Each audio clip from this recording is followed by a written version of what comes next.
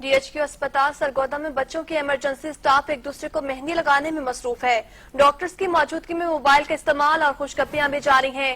Staff की गफलत के बायस 8 रोज में 9 बच्चे तक ये मामला जारी है। 19 बच्चे मौत के मुंह में चले गए हैं। मसीहाओं के लवाहिकीन के साथ झगड़े मामूल बन चुके हैं। अपडेट कर रहे हैं आपको सरगोदा से, जहां बच्चों की इमरजेंसी में स्टाफ एक दूसरे को मेहंदी लगाने में मसरूफ रहे। डॉक्टर्स की मौजूदगी में मोबाइल का इस्तेमाल और खुशगपियां होती रहीं, जबकि स्टाफ की गफलत के बायस 8 रोज में 19 बच्चे मौत के मुंह में चले गए। मसीहाओं के लवाहिकीन के साथ झगड़े भी मामूल बन चुके हैं। इस हवाले से ब्यूरो चीफ मोहम्मद शफीक खान हमारे साथ मौजूद हैं, उन्हीं से तफसीलात जान लेते हैं। शफीक खान, बताइएगा ये अस्पतालों में क्या हो रहा है और इनके खिलाफ क्या अब तक कोई कार्रवाई अमल में लाई गई है?